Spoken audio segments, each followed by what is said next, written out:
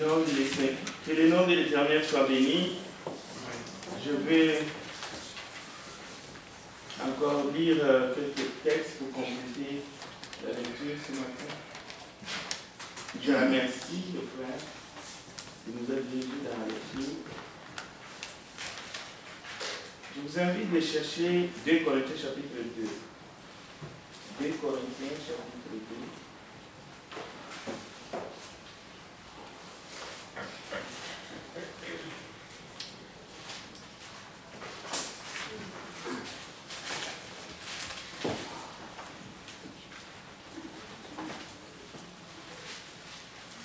Nous remercions aussi le frère qui nous a dirigé dans l'étude. Et bienvenue à tous dans la présence de Dieu. Nous sommes le premier jour de la semaine. À lui seul soit la gloire d'éternité en éternité. 2 Corinthiens, chapitre 2. J'ai 2 textes. C'est un enseignement, mais sous la prédication. Donc, je vous invite à prendre des notes si vous pouvez. Et au cas où vous aurez des questions, nous pouvons examiner cela le mercredi. 1 Corinthiens chapitre 2. À partir de verset 1 Corinthiens chapitre 2, on va lire. Ah oui, 2 Corinthiens, merci. 2 Corinthiens chapitre 2. Nous allons lire à partir de verset 5. 2 Corinthiens chapitre 2, à partir de verset 5.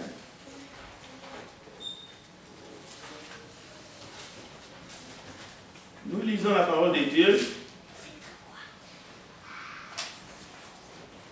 Si quelqu'un a été une cause de tristesse,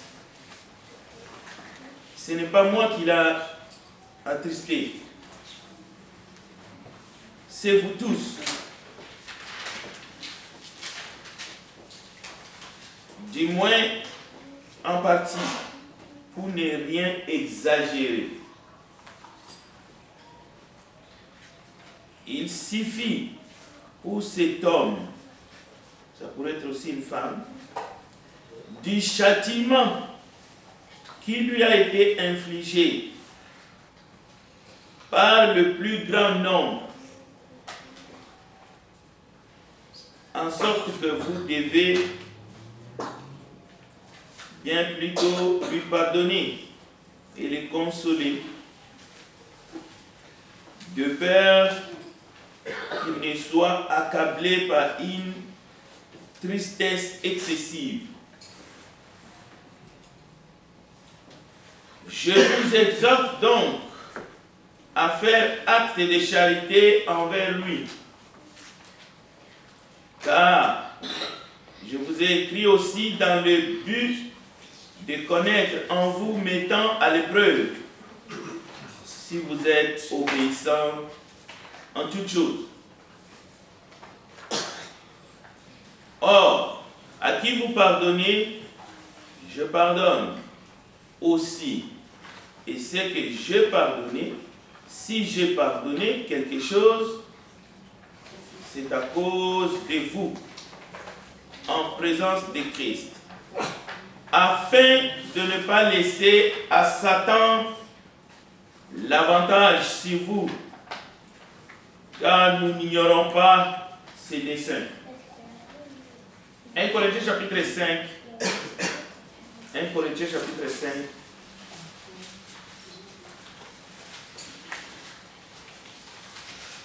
Corinthiens chapitre 5.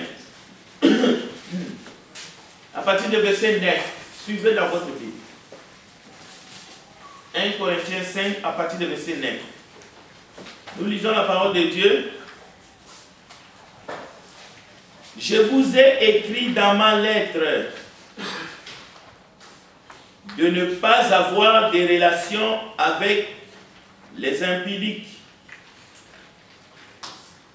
non pas d'une manière absolue avec les impudiques de ce monde, ou avec les cupides, et les ravisseurs ou avec les idolâtres. Autrement, il vous faudra sortir du monde. Mais maintenant, ce que je vous ai écrit, c'est de ne pas avoir de relation avec quelqu'un qui, se nommant frère ou sœur, entre parenthèses, est impudique, ou cupide, ou idolâtre, ou outragé, ou ivrogne, ou ravisseur, de ne pas même manger avec un tel homme.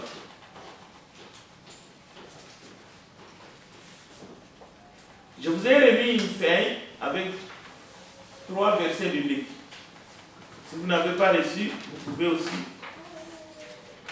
Le premier texte, c'est 1 Timothée chapitre 4, à partir du verset 5. Je t'inconjure devant Dieu et devant Jésus-Christ qui doit juger les vivants et les morts, et au nom de son apparition et de son royaume. Prêche la parole, insiste, en toute occasion favorable ou non, reprend, censure, exhorte, avec toute douceur et en instruisant. Et dans 1 Timothée chapitre 5, verset 20, ceux qui pêchent, reprends-les devant tous, afin que les autres aussi éprouvent de la crainte. Le verset 20. Mais Ésaïe chapitre 53, il faut les lire en entier. Je vais lire un bout seulement. Écoutez. Méprisés et abandonnés des hommes de douleur et habitués à la souffrance, semblable à celui dont on détourne le visage.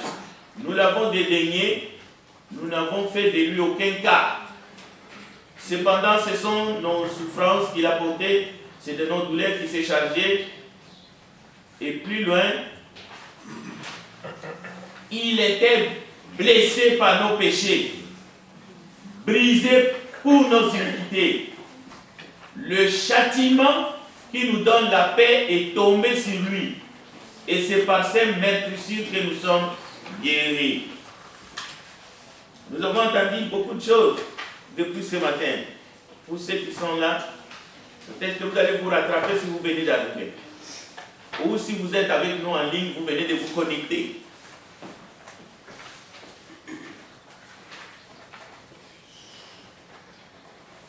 Dans Matthieu chapitre 18, le verset 18, il est question de pardon des péchés. Matthieu chapitre 18, le verset 18. Mais vous pouvez commencer à lire à partir du verset 1. Mais je vais simplement mentionner les versets 17 et 18. Mais je vais les lire. Je vais les lire parce que je ne veux pas sortir de la parole.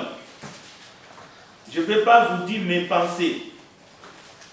Je vais vous dire l'ainsi dit le Seigneur. Matthieu chapitre 18, le verset 17. Écoutez bien ce que la parole déclare. Le verset 17. S'ils refusent de les écouter, dis-le à l'Église. S'ils refusent d'écouter l'Église, qu'il soit pour toi comme un païen et un publicain. Connaissez-vous quelqu'un qui a déjà refusé d'écouter l'Église? Qu'il soit pour toi un païen et un publicain. Maintenant, tu peux te gonfler contre Dieu pour essayer même de refuser ce que la parole dit ici. C'est le thème de ce matin, tu seras châtié. Oui, tu seras châtié. Si quelqu'un refuse d'écouter l'Église, il n'y a pas d'autre possibilité. C'est un païen, c'est un publicain, c'est un homme, en fait, c'est un homme de la cité. Considérez-les comme ça. On n'a rien à faire avec lui. C'est quelqu'un du dehors. Pourquoi? Il a refusé d'écouter l'Église. Maintenant, regardez un autre exemple. Toujours dans Matthieu 18. Regardez dans Matthieu 18, vers la fin. Vers la fin. C'est Pierre qui pose la question. Écoutez ce que Pierre dit. Il dit au Seigneur, pas n'importe qui. Alors Pierre, au verset 21, s'approcha de Jésus et lui dit, Seigneur, combien de fois pardonnerai-je à mon frère lorsqu'il péchera contre moi? Serait-ce jusqu'à 7 fois? Jésus enseigne. Jésus répond à Pierre et à tous les disciples et à nous. Alors Jésus prend un exemple concret et vers la fin, quelqu'un est confié au bourreau, c'est lui qui a refusé de pardonner son prochain. Alors qu'il était pardonné, alors que sa dette était remise, il est confié au bourreau.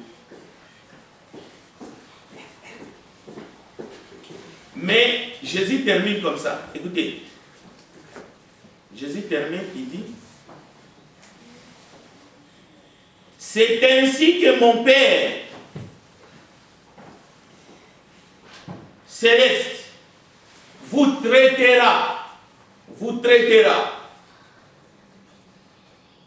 si chacun de vous ne pardonne à son frère de tout son cœur. C'est un traitement de choc. C'est un châtiment. C'est-à-dire une punition sévère. C'est ça un châtiment. Vous n'êtes pas les chouchous de Dieu. Peu importe qui vous êtes. Si vous ne pardonnez pas votre prochain, vous serez traité comme cet homme. Même si vous étiez baptisé 10 fois.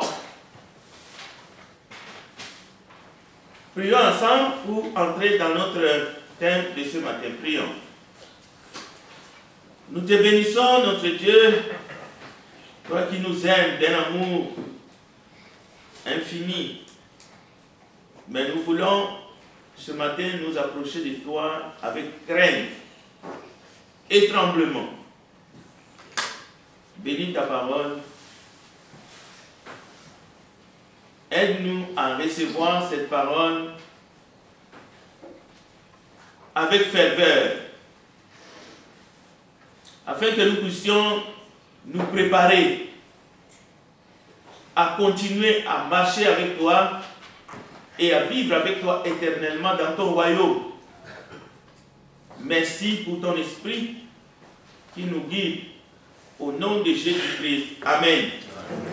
Bien, je bénis le Seigneur pour tout ce qu'il a accompli dans nos vies, parce que nous sommes encore vivants ce matin et que nous pouvons partager sa parole. Alors, qu'est-ce que Dieu a mis dans mon cœur? Et j'ai été édifié depuis ce matin. Merci aussi à notre frère Kelly, à tous ceux qui ont posé des questions. Nous nous édifions les uns les autres. Mais pour les sermons de ce matin, je n'ai pas beaucoup de minutes. Mais je vais essayer de faire le meilleur que je peux. Il y a beaucoup de mensonges au sujet de Dieu. Et nous ne devrions pas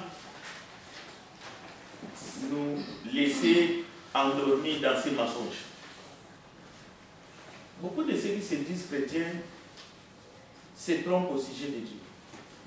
Ils adorent peut-être un Dieu à leur propre image, à leur propre imagination. Et ce n'est pas le vrai Dieu. Et nous ne devrions pas être de ceux-là. Bon, je remercie les frères Beauvoir qui nous a mis sur cette piste.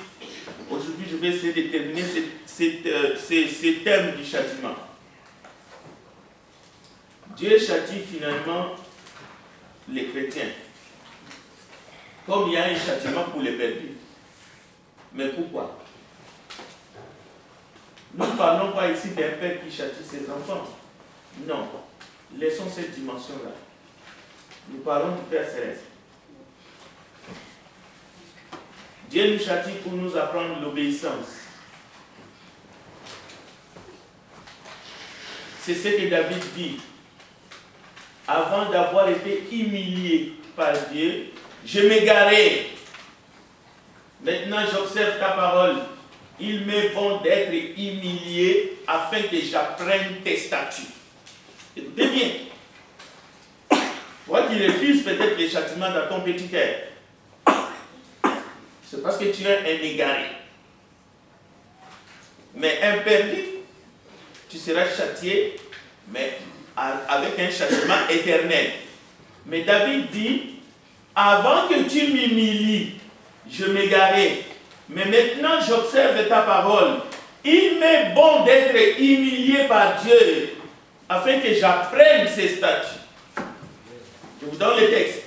Psaume 119, 67 à 71.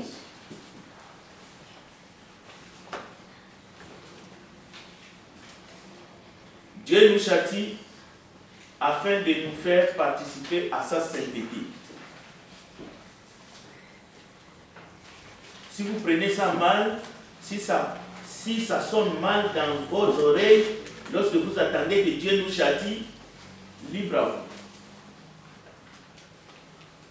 Dieu nous châtie afin de nous faire participer à sa sainteté. Dieu ne nous châtie pas parce qu'il est en colère contre nous. Et ça lui fait du bien de nous punir. Non, non, non. Tout ce que Dieu fait, c'est pour notre bien. Il nous forme en tant que ses enfants. Le but de Dieu en nous châtiant, c'est de nous faire participer à sa sainteté. Hébreux chapitre 12, verset 10. Je vais lire les textes. Écoutez, nos pères nous châtiaient pour peu de jours, mais comme ils les trouvaient bons. Mais Dieu nous châtie pour notre bien, afin que nous participions à sa sainteté. Est-ce que c'est clair? Amen. Ok, très bien. Dieu nous châtie afin que nous puissions glorifier son nom. Je répète. Dieu te châtie, Dieu me châtie, Dieu nous châtie parce que nous nous sommes gourés. C'est pas qu'il nous châtie comme ça, on n'a rien fait. Non, non, non. Regardez seulement notre comportement. Vous avez entendu l'exhortation de notre aîné ce matin. Il nous supplie. Nous avons besoin d'être suppliés pour être ici à l'air. Regardez, c'est lui qui préside ce matin. Ici, qu'est-ce qu'il a dit? Nous sommes peu nombreux. Où sont les autres? Le frère a posé une excellente question, le frère Patou. Ce n'est pas sa question qui était mauvaise. Elle a posé une très très bonne question. Mais il y a des gens qui pensent qu'ils sont des enfants gâtés de Dieu, qui se fâchent et qui pensent qu'ils peuvent faire tout ce qu'ils veulent.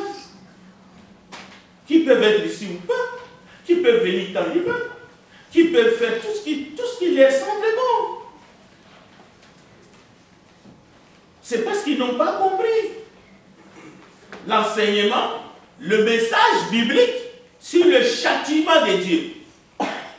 Alors, Dieu nous châtie afin que nous puissions le glorifier.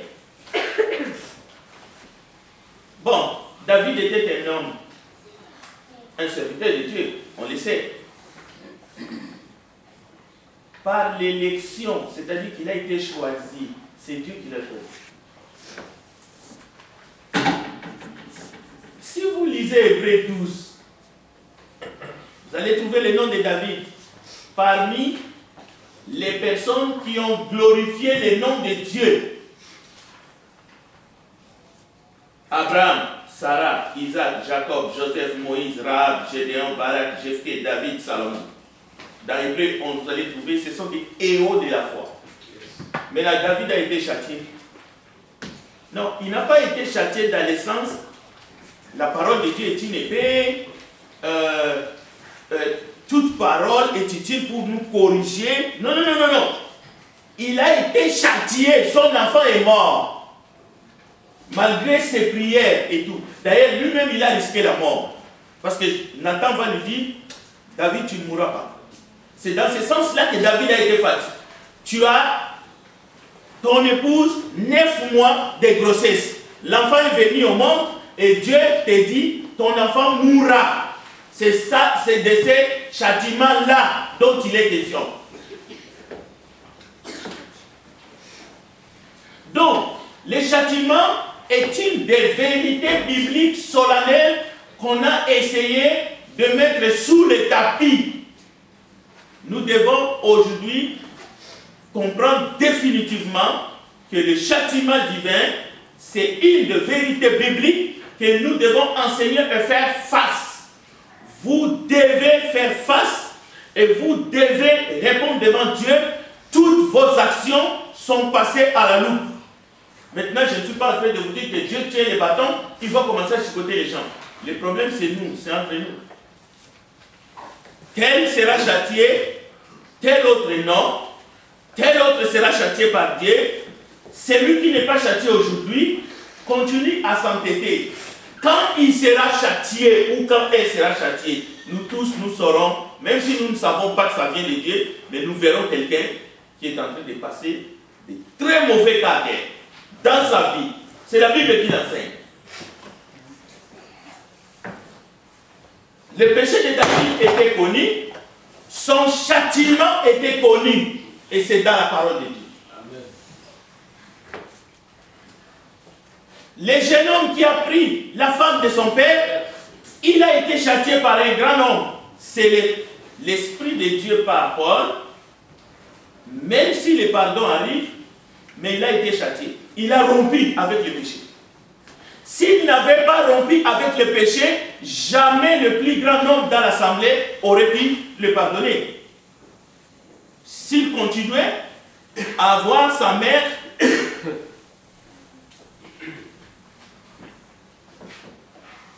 il y a des gens qui ont besoin d'être châtiés par Dieu. Mais moi, je ne demande pas à Dieu de les châtier.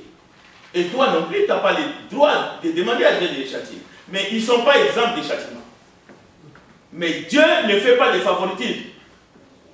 La manière que tu te comportes vis-à-vis de l'Église, qui est le corps du Christ, l'épouse du Christ, tu seras châtié. Au moins ça, je peux le dire. Parce que Dieu est juste. Son châtiment est juste.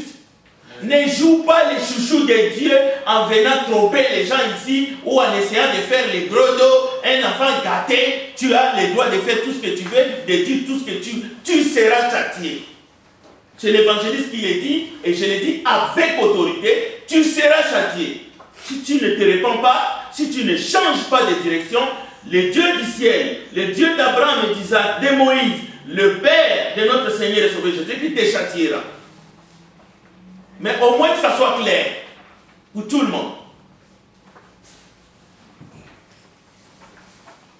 Nathan, il a dit à David, ce que tu as fait a déshonoré le nom de Dieu. Combien de gens déshonorent le nom? Par notre comportement, par notre manière d'être, par notre manière même d'adorer. Vous savez, il y a un grand nombre qui pouvait être ici, mais ils ne sont pas ici par négligence. Ce n'est pas à cause du travail.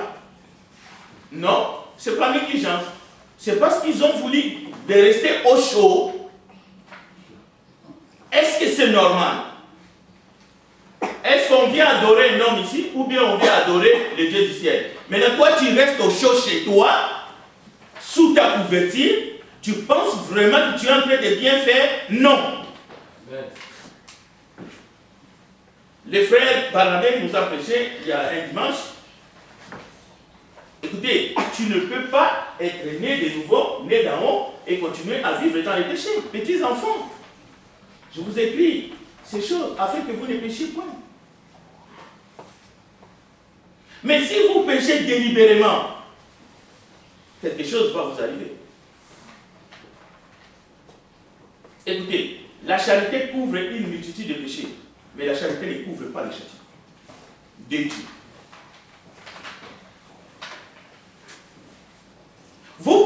repentir. Vous pouvez demander pardon à Dieu. Et Dieu peut vous accorder son pardon. Dieu est prêt de pardonner tous les péchés que nous avons commis si nous les lui confessons et nous délaissons notre péché. Mais toutefois, cela ne veut pas dire que nous ne serons pas châtiés. Non.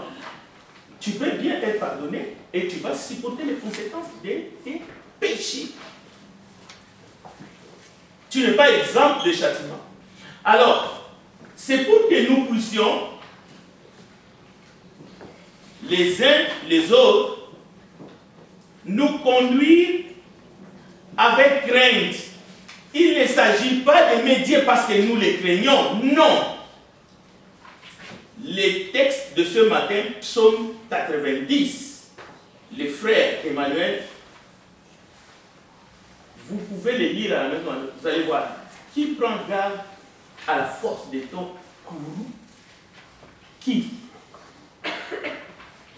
Dieu, ce n'est pas ton ami. Dans ce sens-là, ce n'est pas ton copain. Il ne faut pas jouer non plus. Écoutez, c'est qu'un homme aura sémé, il est moissonné. On ne se moque pas de Dieu. L'évangile de tonton et de tantine, l'évangile du pardon où on abuse de la grâce de Dieu, ça s'arrête ici. C'est un faux évangile. Les assemblées locales sont aujourd'hui remplies de chrétiens sans fondement. C'est-à-dire qui font tout et n'importe quoi. À cause de l'absence du message du châtiment. Les églises locales sont remplies avec des personnes, des chrétiens sentimentaux, des déséquilibrés, qui pensent que Dieu est prêt à accepter tout et n'importe quoi. Non, ça ne fonctionne pas comme ça. Notre Dieu, c'est un Dieu saint, c'est un Dieu juste, c'est un Dieu qui nous aime et il veut parfois nous châtier pour les raisons que nous venons de voir. Et je ne parle pas ici du châtiment éternel. Dieu ne va pas châtier un chrétien, son enfant, éternellement. Non, il veut te châtier pour t'arranger. Mais mon frère, ça va faire mal. Ma soeur, ça va faire mal. Oui, ça va faire mal. Il peut toucher là où ça fait mal. Il est capable de le faire. Mais pour que tu puisses t'arranger. Et si tu ne veux pas t'arranger, c'est ton problème. Il a plein des enfants, lui. Jésus a plein de frères et sœurs. Bon. Ce que David avait fait de plus à l'Éternel. La même chose, ce que moi je peux faire, ou ce que toi tu peux faire, ça peut lui déplaire. C'est là que le châtiment va venir.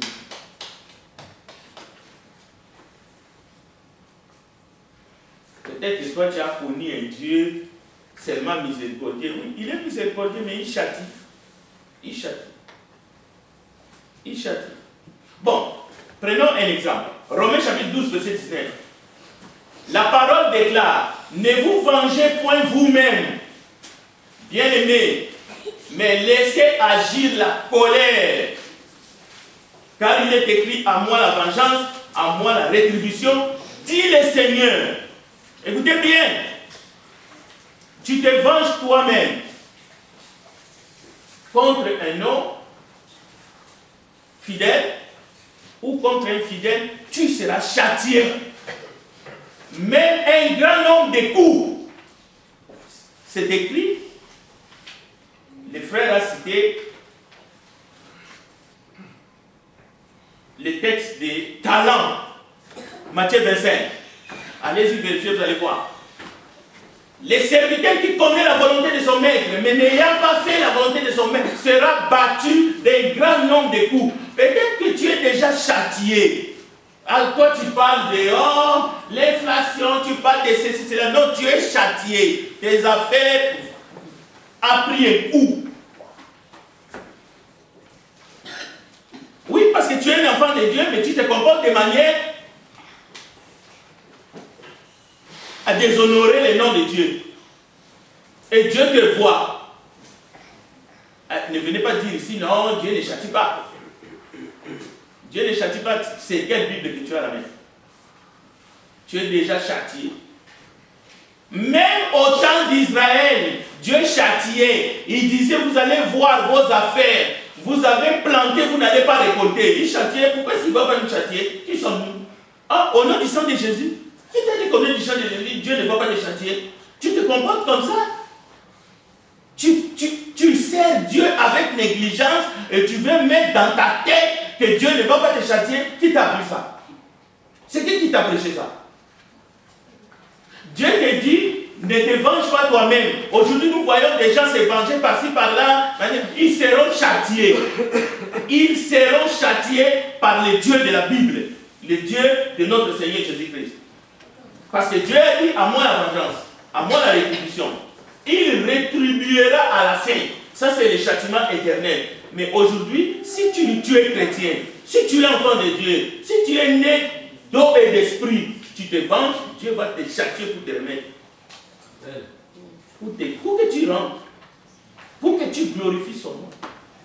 Alors, nous devons marcher avec crainte. Oui, où est la crainte de Dieu? Psaume 90. Oui, il y a une crainte que nous devrions avoir pour notre Dieu. Mais en tout, pas seulement dans l'adoration, mais dans notre comportement aussi. Partout où nous sommes.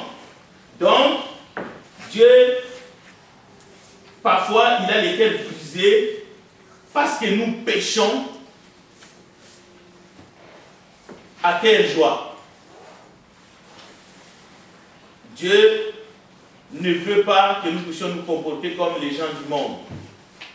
Alors parfois, il est obligé de nous châtier. Écoutez ce qu'il a dit à David. L'épée ne s'éloignera jamais de ta maison parce que tu m'as méprisé. Mais David a été pardonné, non? Vous savez ce qui s'est passé?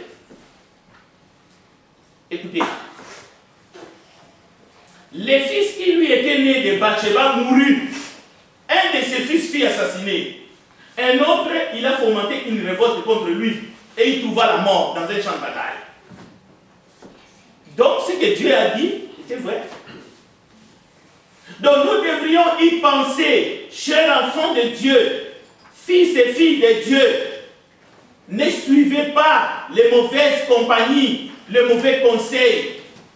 Dieu te dit, quelqu'un qui se dit chrétien, mais qui vit dans l'impudicité et qui vit dans les désordres, il ne faut pas manger avec lui. Toi, tu dis, non, moi je veux faire ce que je veux. Tu seras châtié. Et ce que je voulais dire ici, souvent nous pensons que c'est le rôle du prédicateur de châtier. Oui, les seuls textes que nous avons dans Timothée, reprend sensible, il s'agit là de prêcher la parole de Dieu qui est une épée, qui est un marteau. C'est ce qu'un humain faible comme moi je peux faire. Mais les châtiments dont il est question, que Dieu te châtie, Dieu te touche, Dieu permet l'adversité. Le prédicateur ne peut pas. C'est pour cela que le prédicateur n'a même pas le droit de maudire. Il n'a même pas le droit de se venger. C'est-à-dire, même si vous m'insultez, je ne peux pas me venger. Même si vous me... Non, je ne peux rien. Je ne peux pas vous dire, je vais te maudire. Comme les gens des dénominations font. Non. Si je le dis, si je le fais, je serai châtié. Mais toi aussi, lorsque tu t'écartes, parce que tu es fille de Dieu, tu es fils de Dieu, Dieu a dit, tu dis non, tu seras châtié. Toi-même seulement dans ton cœur, tu dois savoir que je m'entête contre Dieu et mes affaires sont en train d'aller tout proche. C'est à toi d'être honnête. C'est à toi de confesser. C'est à toi de te plier devant Dieu. Dieu ne se pliera jamais devant toi. Et la Bible là ne changera pas parce que toi tu as une grosse tête. Cette Bible là, elle est là. Vous devez vous appliquer à obéir à la parole de Dieu. Ça s'arrête là. Il y a des choses que vous pouvez me demander de les faire, je ne les ferai jamais. Parce que Dieu ne me demande pas de les faire. Je peux prêcher comme je l'ai fait ce matin. Révolus peut prêcher. Nous avons vu ici, le frère Terry a prêché, mais ça s'arrête ici. Après, on se salit, on sort. Il n'y a pas de rancœur, il n'y a pas d'amertume. Au contraire, la compassion, si. La joie de l'esprit, je veux voir mes frères, mes sœurs, dans la bonne point, que les affaires aillent mieux, qu'ils se portent bien, qu'ils soient en santé, qu'ils prospèrent à tous égards. C'est pour cela aussi, nous prêchons qu'il faut faire attention parce que Dieu est bon. Il est même excessivement bon, mais c'est ce Dieu-là qui châtie. Et non le prédicateur qui châtie. Et vous, les enfants de Dieu, nous tous, nous devrions être au courant. Il fait miséricorde à qui il veut. Il voit les cœurs repentants. Il nous bénit, mais il nous châtie. Et si nous sommes exempts des châtiments, c'est un problème. Il est patient. On ne peut même pas mesurer sa patience. Mais est-ce que parce qu'il est patient envers nous, que nous devons abuser? Si nous abusons, il nous châtiera. Oui. Si vous abusez, peu importe. Mettez vos intérêts personnels, votre famille, tout ce que vous voulez devant Dieu. Parce que tu es passé par l'hépatite, il va te châtier. David a dit, je préfère que lui me châtie, mais pas les diables. Moi aussi, j'ai dit la même chose. Alors, enfants de Dieu, que les diables ne vous trompent pas. Je vais terminer par l'exemple de Samson. Samson, il a reçu grâce sur grâce. Il était l'homme le plus fort de son époque. Mais qu'est-ce qu'il a fait? Il est allé prendre une femme, fille d'un incirconcis Dalila. Et il savait qu'il faisait mal. Et vous savez ce qui lui est arrivé? On lui a privé les yeux, on s'est moqué de lui, et il a commencé à tourner le maire. À lui, il a cru que Dieu allait venir. Dieu, il a été puni par les Philistins, mais Dieu l'a laissé dans cette situation. Dieu l'a châtié. Jusqu'au moment où Dieu va lui faire encore grâce, les cheveux vont pousser, et là, c'est là que Samson va se venger contre ses ennemis. Mais il va mourir pareil. Son nom est sur la liste des héros de la foi. Hébreux chapitre 1. Alors toi, tu n'es pas une exception. Et ce matin, nous devons nous mettre tous en règle. Ne regarde pas celui qui est à côté de toi ou le frère qui habite à côté de toi. Non, non, non. Ne suis pas les mauvaises compagnies corrompent les bonnes mères. Que Dieu bénisse sa parole. Amen. Chantons et nous allons prier et que la grâce de Dieu nous accompagne. Amen.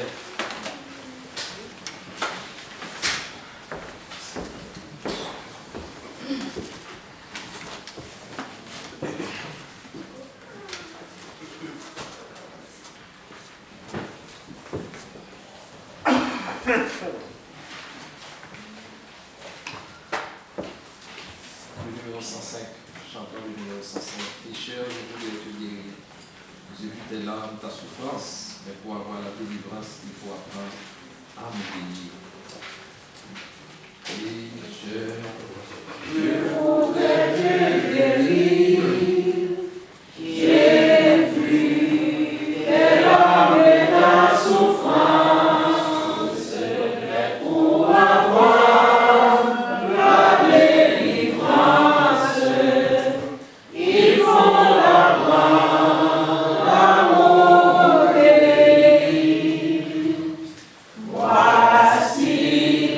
Je me tiens à la porte.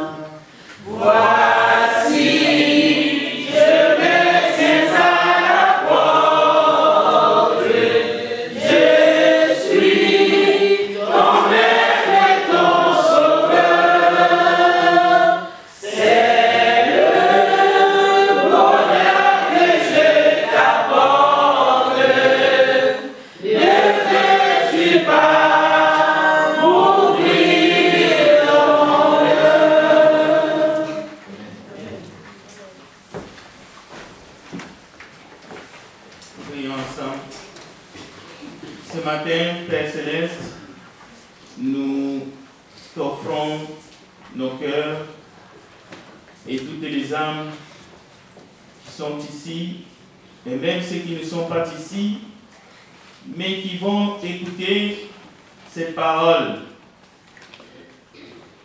Toi qui, par la puissance de ton esprit, tu peux attirer toutes les âmes vers la croix de ton Fils Jésus-Christ. Gloire à toi, louange à ton nom. Parce que tu nous as rachetés à un grand prix. Et aujourd'hui encore, les âmes peuvent venir vers toi pour recevoir le pardon de leurs péchés et la vie éternelle en héritage.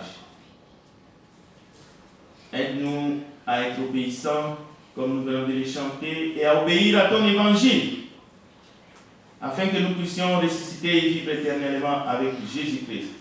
C'est en son nom que nous avons ici prié. Amen. Amen.